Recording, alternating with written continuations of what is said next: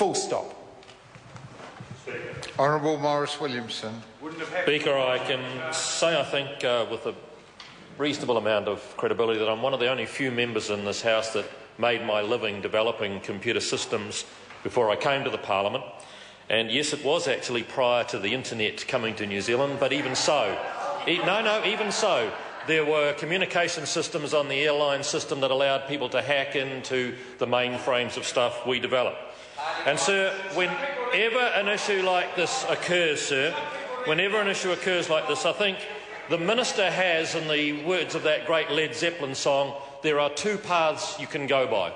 You can either try to hide and obfuscate the issue and try and justify what happened and so on, or you can do what I think Minister Bennett has done absolutely admirably, and that is be open, admit there's a serious issue, actually move heaven and earth to try to identify what the issue is and to fix the matter urgently.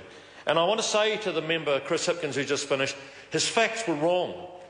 Minister Bennett on the Monday did have alerted to her that there was a risk of information, yes, but that alert did not say where it was or what it was, but just it was an unknown risk that needed some identification. Well, the members just now played beautifully into my hands, because the Minister immediately got KPMG to start trolling through MSD systems. What is it that could be the risk? Where could it lie? And, sir, I am told that KPMG didn't come back to the Minister till the Sunday, identifying that it was the kiosks. So for that member to be standing in this House today and say she knew back on the Monday and let a whole week of all this exposure go without doing anything is just factually incorrect. What the Minister did was get KPMG immediately to say, because it can happen to any one of us, just about every minister in a government has departments that have information held on their department's computers. God knows, on the 5th of March next year, Statistics New Zealand, one of my ministries, will collect incredible information in the census about individuals. And I've gone out of my way to ensure that that stuff will be protected and kept safe, and that no individual records will be made available. But, sir, Minister Bennett did exactly what she should do. And I want to say to members on the other side of this House that there is quite possible these sort of security breaches occurred while they were ministers. It's quite possible that people would have been into the systems and seen information, but it didn't quite get to be as exposed in those days, because there weren't things like bloggers around who felt that it was really neat to get some coverage for blogging, that stuff. Yeah. Blogging only came to a fashion just towards the end of the Labor government, sir. Blogging's only been around 4 or 5 years now. It wasn't around in the early 2000s. I want to remind this House, we didn't even have the internet in New Zealand 20 years ago. It only came in 1993, and we are in 2012. So 20 years not yet for the internet. So, sir, Minister Bennett did exactly the right thing. Now, when you come to being the opposition, there are again two paths you can go by. One is you can start screaming and yelling and blaming the Minister because she allowed a security breach in a computer system, or you can actually demand that she take action to identify what the issues were, make sure they are being fixed immediately, that any security holes in the system are being closed off, and that they identify a regime that will prevent any such failures in the future. And again, sir, that I believe is what Minister Bennett has done beautifully.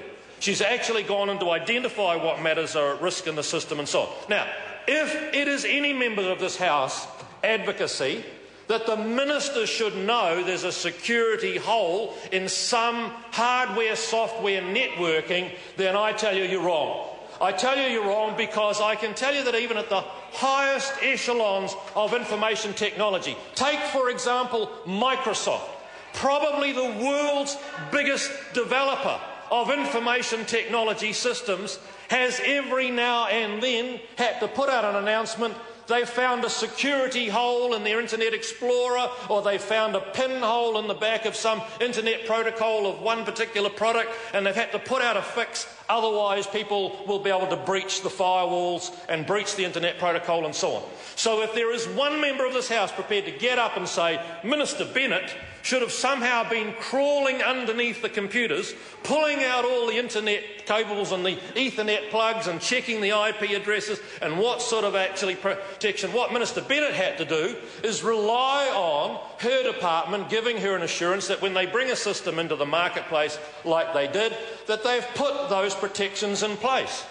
But, Mr. Speaker, these sort of things can and will happen again. They'll happen even when there is another government in this country in years to come, as more and more information gets put online, as more and more sophisticated systems are out there, and as more and more sophisticated hackers find ways to go through some form of a clickbox server in the Ukraine, come back via a pinhole in the firewall somewhere and pick up stuff. Now, what does that mean? Well, we could actually shut up shop and not put any information on the internet at all. We could go back to parchment and quill pens and go back to the old days. And I'm sure there's some people around who think we should do that. But the rest of the world is moving on to putting its information onto information systems where they have phenomenal value, where people can go and read stuff and so on. Having said all that, there will always be risks. And when I hear, I think it was Chris Hipkins saying we should have got the GCSB, even the GCSB will not be able to identify every hole in every piece of software wherever, and only when that hole or that security risk is found should the actual minister and the department and the computer people and KPMG and whoever else move heaven and earth to fix it, and that is what has gone here.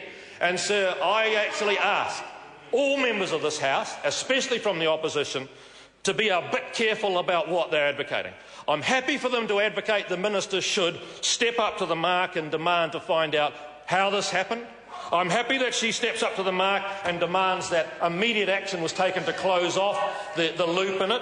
I'm happy that she demands... But actually, Paula Bennett, I'm hearing something from Leanne Dalzell about privacy. Paula Bennett, like every other member of this House, believes truly in the need for privacy for individuals. No one in this House wants privacy breaches of information to be out. This was a failure of an information technology system.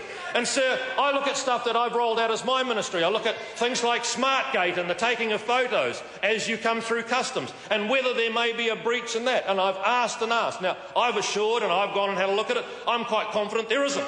I'm quite confident there isn't. But, sir, if anyone ever identifies a breach in that, I can assure you I will be like Paula Bennett. I will move heaven and earth to close down the risks, to shut down that system, and only to reopen it. Only to reopen it when I'm confident that we've found that particular bug. But I finish as I began, sir. Big issues can occur even across the most sophisticated developers in the world, and huge, huge companies with billions of resources have identified those risks. Well, MSD got this wrong. Paula Bennett said so. Paula Bennett's fixing it, sir. I think we should be very proud to have a minister of her calibre.